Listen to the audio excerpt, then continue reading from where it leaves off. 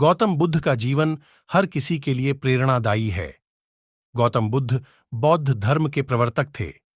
इनका जन्म 483 ईस्वी पूर्व तथा महापरिनिर्वाण 560 ईस्वी पूर्व में था। बचपन में उनको राजकुमार सिद्धार्थ के नाम से जाना जाता था।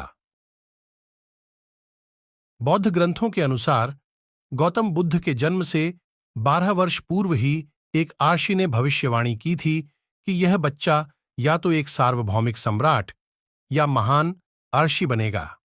35 वर्ष की आयु में उन्हें ज्ञान की प्राप्ति हुई थी।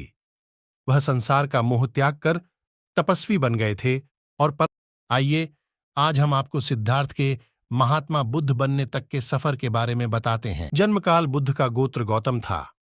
बुद्ध का वास्तविक नाम सिद्धार्थ गौतम था।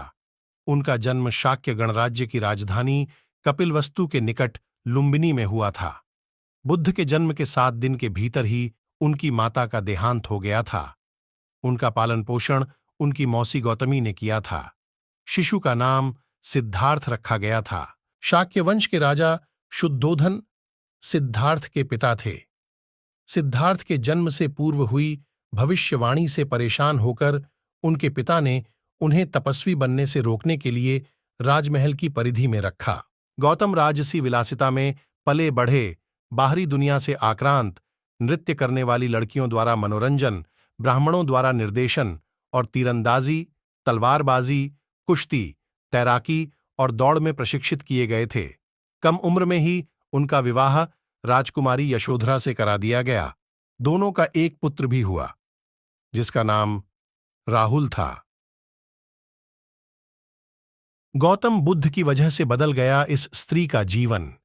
जाने कैसे सिद्धार्थ बचपन से ही अत्यंत करुण हृदय वाले थे। वह किसी का भी दुख नहीं देख सकते थे। इतने प्रयासों के बाद भी 21 वर्ष की आयु में उनकी अपने राज्य कपिलवस्तु की गलियों में उनकी दृष्टि 4 दृश्यों पर पड़ी। ये दृश्य थे: एक वृद्ध विकलांग व्यक्ति, एक रोगी।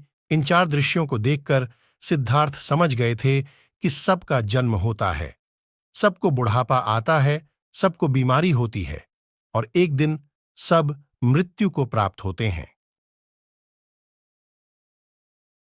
इससे व्यथित होकर उन्होंने अपना धनवान जीवन, अपनी पत्नी पुत्र एवं राजपाट का त्याग करते हुए साधु का जीवन अपना लिया और जन्म, बुढ़ापा, दर्द, बीमारी और मृत्यु ज्ञान की प्राप्ति सिद्धार्थ ने अपने प्रश्नों के उत्तर ढूंढने शुरू किए। समुचित ध्यान लगा पाने के बाद भी उन्हें इन प्रश्नों के उत्तर नहीं मिले। फिर उन्होंने तपस्या भी की, लेकिन अपने प्रश्नों के उत्तर नहीं मिले। इसके बाद कुछ और साथियों के साथ अधिक कठोर तपस्या प्रारंभ की। ऐसे करते हुए 6 वर्ष व्यतीत हो गए। भूख से व्याकुल मृत्यु के निकट पहुंचकर बिना प्रश्नों के उत्तर पाए वह कुछ और करने के बारे में विचार करने लगे थे। एक गांव में भोजन की तलाश में निकल गए, फिर वहां थोड़ा सा भोजन ग्रहण किया। इसके बाद वह कठोर तपस्या छोड़कर एक पीपल के पेड़, जो अब बोधिवृक्ष के नाम से जाना जाता है, के नीचे प्रतिज्ञा करके बैठ गए कि वह सत्य जाने बिना उठेंगे नहीं। वह सारी रात बैठे रहे और माना जाता है यही वह क्षण था जब सुबह के समय उन्हें पूर्ण ज्ञान की प्राप्ति हुई थी। उनकी अविजया नष्ट हो गई और उन्हें निर्वण यानी बोधि प्राप्त हुई और वे 35 वर्ष की आयु में बुद्ध बन गए। बुद्ध को शाक्य मुनि के रूप में भी जाना जाता है। 7 हफ्तों तक उन्होंने मुक्ति की स्वतंत्रता और शांति का आनंद लिया। प्रारंभ में तो वह अपने बोधि के बारे में दूसरों को ज्ञान नहीं देना चाहते थे। बुद्ध का मानना था कि अधिकांश लोगों को समझाना बहुत मुश्किल होगा। मान्यता है कि बुद्ध को स्वयं ब्रह्मा जी ने अपने ज्ञान को लोगों तक पहुंचने का आग्रह किया था। फिर वह इस पर सहमत हो गए। इस तरह उन्होंने अपना पहला धर्मोपदेश उत्तर प्रदेश के वाराणसी के पास सारनाथ में अपने पहले मित्रों को दिया था। आपको ये जानकारी कैसी लगी? वीडियो को लाइक करें या कमेंट करें, जरूर बताएं। लेकिन साथ साथ चैनल को सब्सक्राइब जरूर करें।